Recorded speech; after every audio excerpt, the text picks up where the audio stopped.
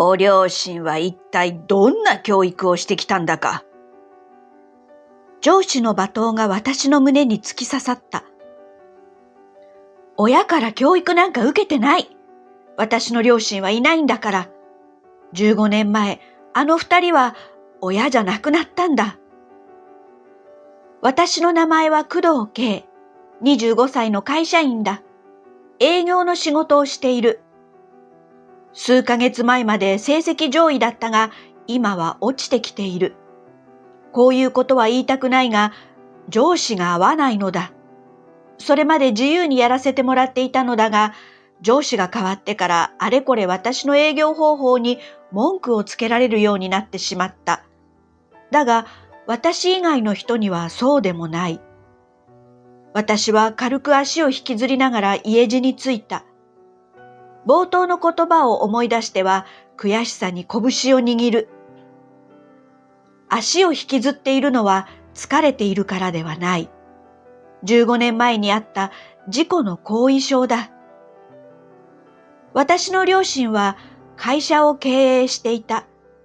両親は優しかったが甘やかされた記憶はない。子供の頃は、けいちゃんのお父さん社長なんだよね。何でも買ってくれるんでしょと言われたものだが、そんなことはない。何か買ってくれるのは誕生日とクリスマスだけ。欲しいものは月々のお小遣いとお年玉で賄えと言われていた。だが、それを恨んだことはない。両親はいつだって私を大事にしてくれた。どんなに仕事が忙しくても一緒にご飯を食べてくれたし、時間が許す限り遊んでくれた。悩んだ時は一緒になって考えてくれた。15年前、私が事故に遭うまでは。その事故のことはよく覚えていない。青信号を渡っていたはずなのに、気がついた時には目の前にワゴン車が迫っていた。次に気がついた時には病院でワゴン車の記憶から3日後だった。両親はすぐそばの椅子で眠っていたのを覚えている。ものすごい手術だったんだよ。お医者さんはそう説明してくれた。言われなくても両親の反応と全身の痛みがそれを教えてくれる。その後、リハビリが始まった。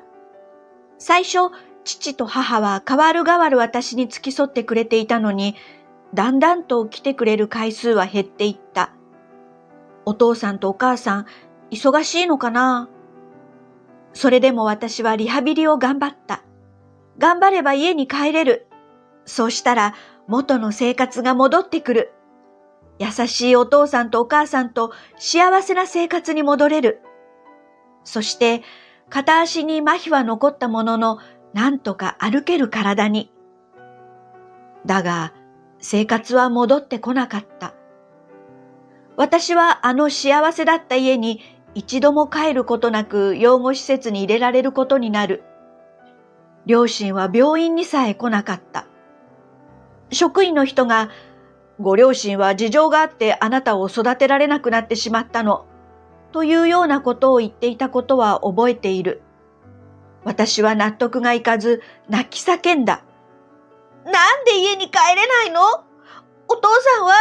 お母さんは？施設の人は、ご両親は事情があってあなたを育てられなくなってしまったの、と繰り返すばかりだった。私は思った。私の足が不自由になったからだ。そう思うのには理由がある。リハビリが終わる目前に母が一度だけ見舞いに来た。その時、先生から、左足には麻痺が残ると思います。でも、日常生活に問題はないはずです。と言われ、泣きそうな顔をしていたのだ。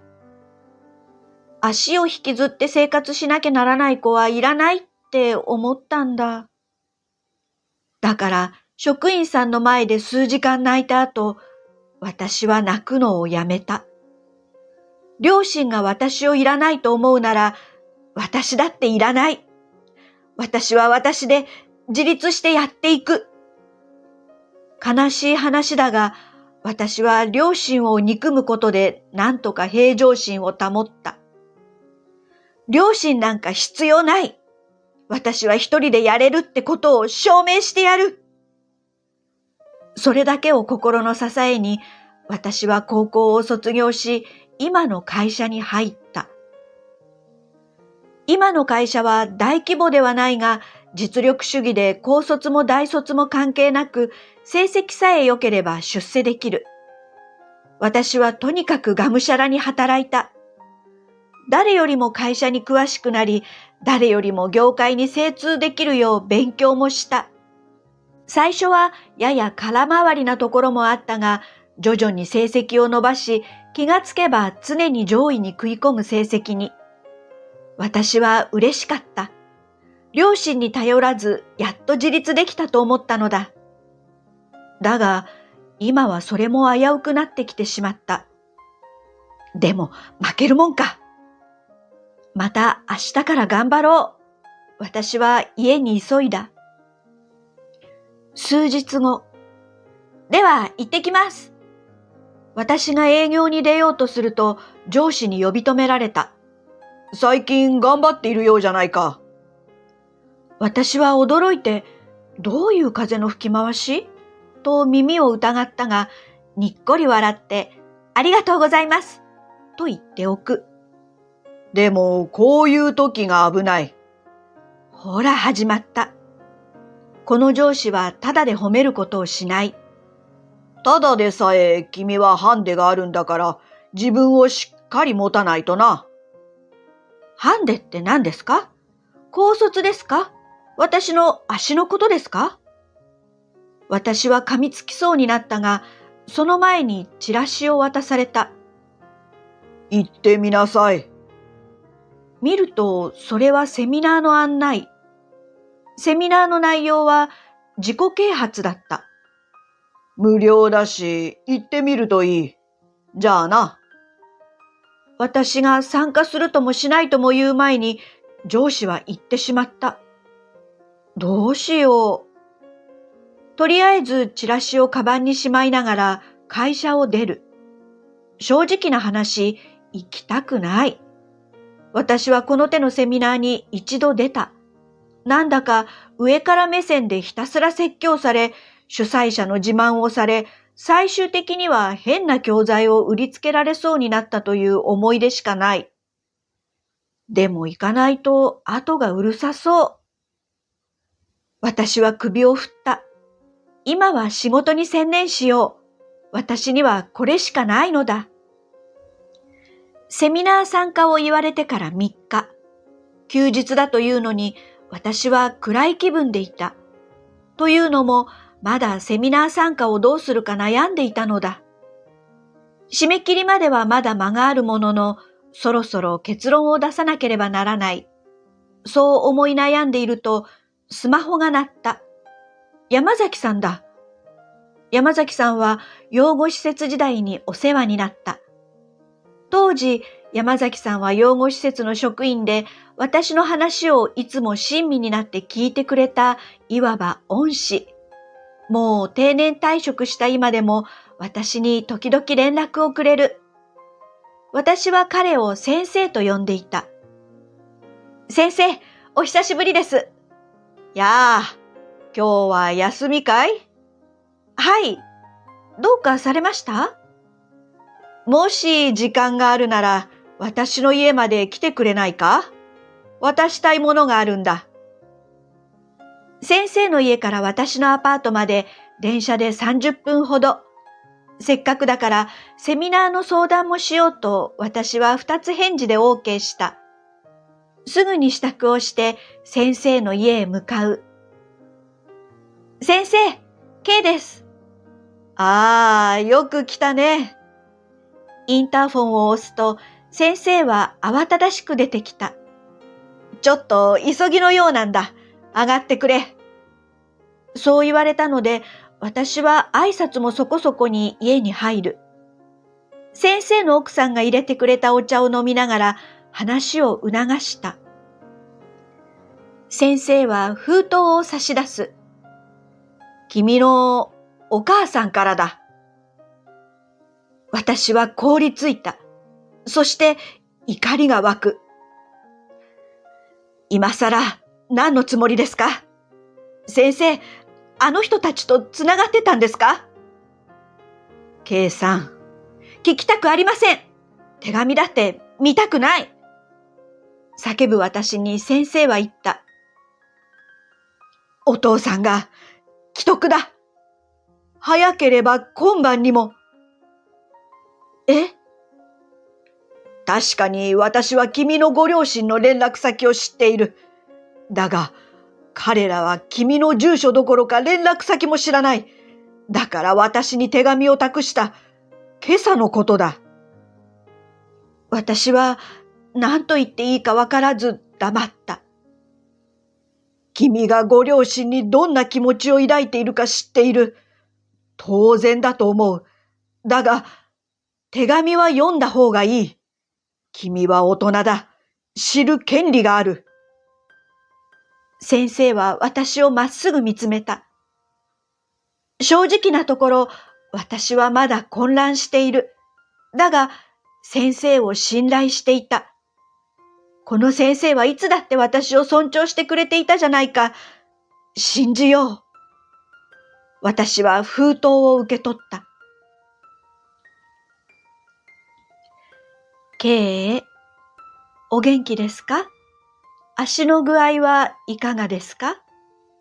突然こんな手紙を出してしまい、本当にごめんなさい。お父さんが危篤なのは山崎さんから聞いたかと思います。1ヶ月前、お父さんは長年の無理がたたって病気になってしまったのです。長年の無理というのは15年前に遡ります。そうです。あなたが事故に遭った日です。あの頃はあなたに必死で隠していたけれど、当時の私たちは多額の負債を抱えていました。社員が手柄欲しさに私たちには内緒で取ってきた仕事がきっかけでした。その社員は早々に逃げてしまい、後に残ったのは借金だけでした。私たちが甘かったのです。社員を信頼するあまり、その仕事が危ないのではと思いつつも、大丈夫ですという言葉を信じてしまったのです。そんな折、あなたが事故に遭いました。命に関わる大きな事故で、あなたは生死をさまよった。私たちは残っていた最後のお金をかき集めて治療に充てました。あなたは軽い後遺症で何とか済みました。ですが、あなたを事故に遭わせた加害者は無保険で借金がありました。賠償金の支払い能力はありません。あなたにかけたお金は絶対に無駄じゃなかった。あなたの命が助かるなら借金なんか怖くなかった。ですが、借金は借金です。私たちは日々借金取りに追い回される生活を送りました。そしてついにその借金取りはあなたの病院にまで押しかけようとしたのです。私たちは話し合ってあなたを養護施設に入れることにしました。借金取りが養護施設にまで押しかけないためにあのような形を取りました。あなたに本当のことを伝えてしまえばきっと会いに来る。それではあなたを養護施設に預ける意味がありません。でもあなたのためとはいえ、あなたを本当に傷つけたと思います。本当にどんなに謝っても謝りきれません。数ヶ月前、私たちは借金をようやく返し終えました。これからは貧しいながらもゆっくり暮らそう。そう思った矢先、お父さんが倒れたのです。長くなってしまってごめんなさい。会いに来てほしいとは言えません。あなたをそれだけ傷つけてきたのですから。ただ、事の真相とあなたのことを忘れたことはこの15年一度たりともなかったことだけは伝えたくて手紙を書きました。お元気で、母より。私は立ち上がった。先生、両親の家はどこですか？両親の家は先生の家から1時間ほどの町外れにあった。小さなアパートで一目で築年数がかなりのものだとわかる。本当に苦労したのだろう。かつての暮らしを思うとあまりに落差が激しかった。私は胸が締め付けられる思いでインターフォンを押す。勢いで来てしまったが、留守だったらどうしようかと考えていると、ドアが開いた。お母さん？ずいぶん痩せて小さくなってしまっていたが、出てきた女性は間違いなく母だった。K？ K なの？そうだよ、お母さん。母の目は驚きに見開かれたが、すぐに涙が溢れ出した。K！ お母さん！私たちは抱き合う。和解はそれで十分だった。その後、私たちは病院に駆けつけた。私は急いで病室の戸を開ける。お父さん！私は父のベッドへと駆け寄る。横になった父はすっかり痩せていたが、記憶の中の優しい父そのままだった。お父さん、K だよ、お父さん。私は父の手を握った。K。父の目に涙が盛り上がる。私は涙を必死にこらえて笑ってみせた。そうだよ、K だよ、お父さん。私は元気だよ。お父さんも元気になってね。K、ごめんな。お父さんは。いいの。全部お母さんから聞いたよ。私のためにありがとう。K、会いたかった。父も微笑む。私も会いたかったよ。会えてよかった。K、元気で。父の手から力が抜けていく。お父さん？看護師や医師がバタバタと動く。母が何かを言っているが聞き取れない。お父さん？父が他界した。私は両親の家に泊まることにした。呆然としている母に代わり、私が動いた。正直なところ、こうして何かしていた方が気は楽だった。週明けに会社に連絡して休みもらうから、お母さんは休んでて。ごめんね、K。苦労ばっかりかけて。私は首を振る。お母さん、手紙ありがとう。お父さんにも最後会えて本当によかった。笑ってそういうつもりだったが、最後は涙声になってしまう。母もそれを聞いて再び泣き出した。私たちはしばらく抱き合って泣いていたが、ふと顔を上げて笑い合う。その夜、私たちは布団を並べて寝た。そしてたくさん話した。今までのこと、仕事のこと。そしていつの間にか眠ってしまった。その後は母も泣いてばかりはいられないと思ったのか、もろもろの手続きを私と一緒にしてくれた。葬儀の手配をしようと葬儀屋に連絡し、バッグからメモを取ろうとしたが、適当な紙が見つからず、セミナーのチラシの余白にあれこれ書く。お母さん、葬儀屋さんがね。私が話しかけると、セミナーのチラシを見た母の顔色が変わった。この講師、あいつよ、借金取り、病院まで押しかけた。私はチラシを見る。そういえば、経歴の計算が合わない。これは行かない方がいい。母の言葉に私は深くうなずいた。私は週明けに岸田課長に連絡をし、父が亡くなったことを告げると休暇の申請をした。それから例のセミナーの件ですが、私は行きません。はあ？岸田課長は声を上げた。ふざけるな！上司の俺が。すみません。取り込んでおりますので。